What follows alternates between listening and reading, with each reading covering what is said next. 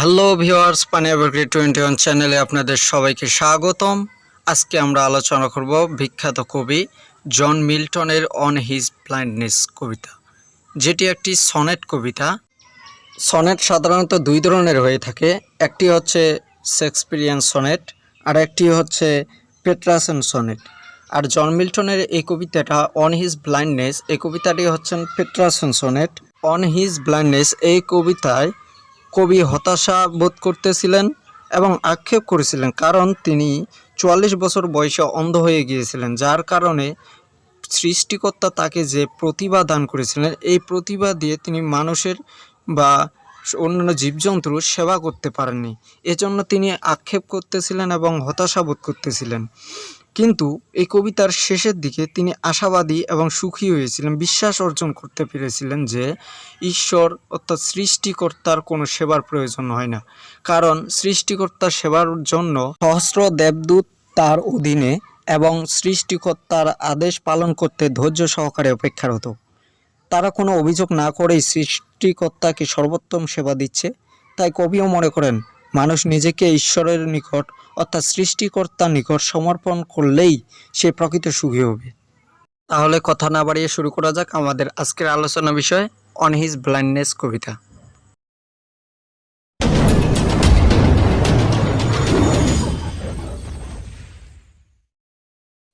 বিখ্যাত কবি John Milton 9 December 1608 সালে ইংল্যান্ডের লন্ডন শহরে জন্মগ্রহণ করেন এবং 8 নভেম্বর 1674 সালে কবি একই জায়গায় মৃত্যুবরণ করেন। কবি সর্বমোট 65 বছর 10 মাস বেঁচে ছিলেন। আর এই 65 বছর 10 মাসের মধ্যে তিনি তার সাহিত্য রচনার ক্ষেত্রে অনেক অনবদ্য অবদান রেখে গিয়েছেন। কবিতা রচনা করে গিয়েছেন, কবি সনেট রচনা করেছেন। বিশেষ করে তিনি English, Hebrew, Latin, Spain, Italian, old English, Dutch ভাষায় বিভিন্ন বিষয় উপন্যাস, গল্প এবং কবিতা রচনা করে গিয়েছেন। বিখ্যাত কবি জন মিল্টন তিনি পেশায় ছিলেন একজন পোয়েট অর্থাৎ কবি, ইন্টেলেকচুয়াল, বুদ্ধিজীবী এবং সিভিল সার্ভেন্ট অর্থাৎ সরকারি কর্মকর্তা। জন মিল্টন মোট 3টি বিয়ে করেন। 1 নম্বর মেরি পাওয়েল, 2 নম্বর ক্যাথরিন উডকক, 3 নম্বর Elizabeth Minshull. On his blindness কবিতাটি 1673 সালে পাবলিশড হয়। এই কবিতার মোট লাইন সংখ্যা 14। অন হিজ ব্লাইন্ডনেস এই কবিতাটির রাইম স্কিম হচ্ছে ABBA ABBA CDE CDE। এই কবিতার থিম হচ্ছে biblical authority and duty to God, loss and human frailty, grace, guilts and patience, relationship with God. কবিতাটির টন হচ্ছে রিমর্সফুল অর্থাৎ হতাশাজনক, ডার্টফুল সন্দেহজনক, hopeful and finally the poem become happy আশাবাদী, সুখী এবং ফেইথ বিশ্বাস।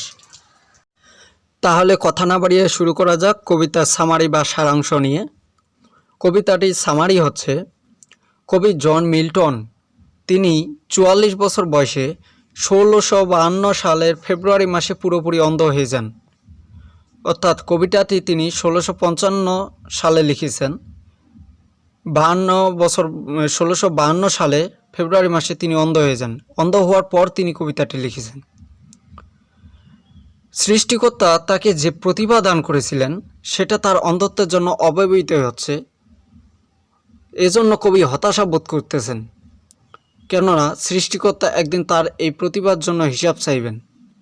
অর্থাৎ সৃষ্টিকর্তা তাকে যে কাব্যের গুণ দান করেছিলেন, যে প্রতিভা দিয়েছিলেন, সেই প্রতিভাটা তিনি তার অন্ধত্বের জন্য কাজে লাগাতে পারতেছেন না। তার অন্ধত্বের জন্য তিনি কবিতা লিখতে পারতেছেন না। তার অন্ধত্বের জন্য তিনি উপন্যাস, গল্প কিছুই লিখতে পারতেছেন না। এই জন্য কবি হতাশা বোধ করতেছেন। সেদিন তিনি অর্থাৎ সৃষ্টিকর্তার কাছে তিনি কি উত্তর দিবেন, যেদিন সৃষ্টিকর্তা হিসাব চাইবেন তার এই প্রতিভার, তিনি কি উত্তর দিবেন এটা ভেবে কবি অস্থির হচ্ছেন এবং তার অস্থিরতার সাথে সাথে তার হতাশা আরও বৃদ্ধি পাচ্ছে। কবিতাটির ফার্স্ট ইনস্ট্যান্জায় এটি সম্পর্কেই বেশি আলোকপাত হয়েছে।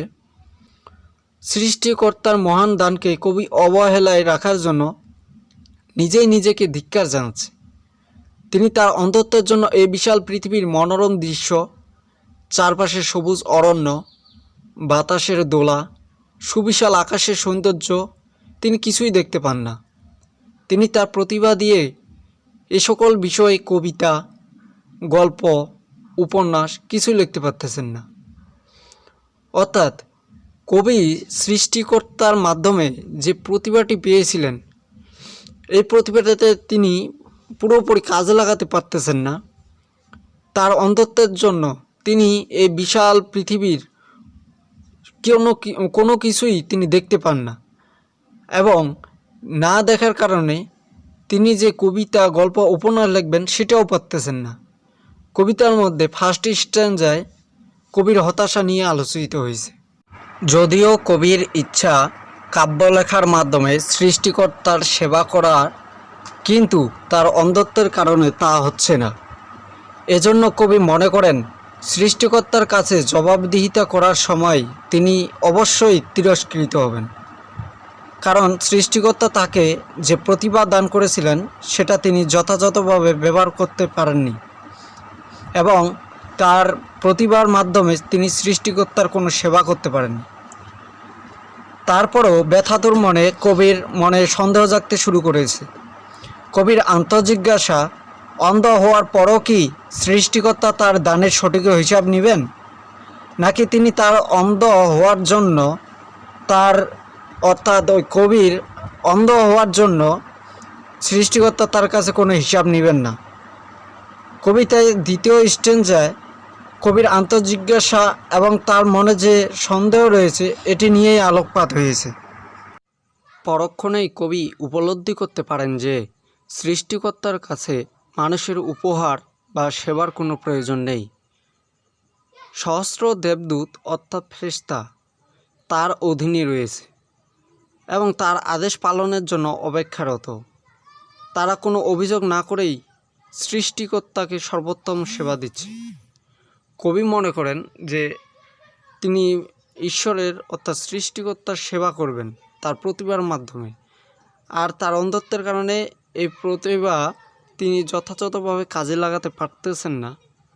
তার অন্ধত্বের জন্য তিনি সৃষ্টিকর্তার সেবা করতে পারতেছেন না। এই জন্য কবির মনে যে আত্মজিজ্ঞাসা রয়েছে, এ আত্মজিজ্ঞাসার উত্তর তিনি আবার নিজেই দিচ্ছেন।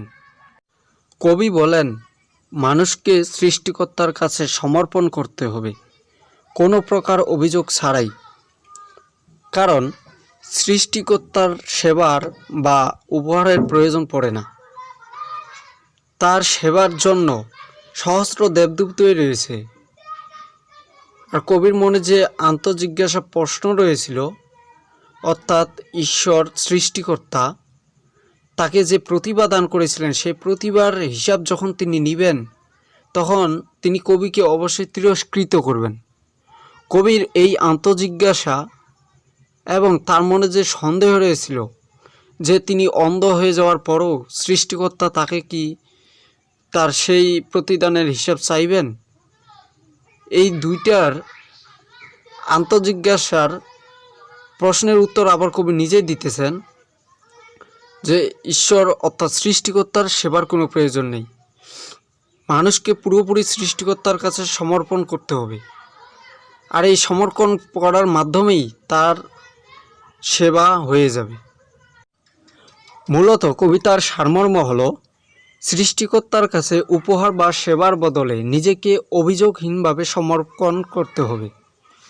যেমনভাবে অভিযোগহীনভাবে সমর্পণ করতেছে সহস্র দেবদূত বা ফেরেশতা, তারা সৃষ্টিকর্তাকে সর্বোত্তম সেবা দিচ্ছে। আর মানুষও যদি নিজেকে অভিযোগহীনভাবে সৃষ্টিকর্তার কাছে সমর্পণ করে, তাহলে সে প্রকৃত সুখী হবে।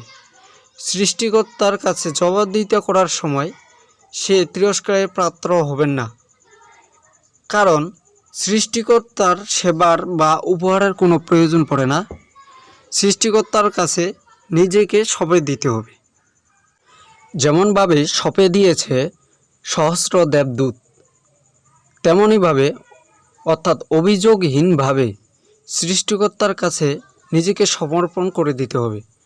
কবি এটাই বুঝাইতে চেয়েছেন যে ঈশ্বরের সেবার বা উপহারের যেহেতু প্রয়োজন পড়ে না, সেহেতু অভিযোগহীনভাবে মানুষকে সৃষ্টিকর্তার কাছে সমর্পণ করে দিতে হবে। এটাই ছিল এই কবিতার মূল সারমর্ম। Yeah.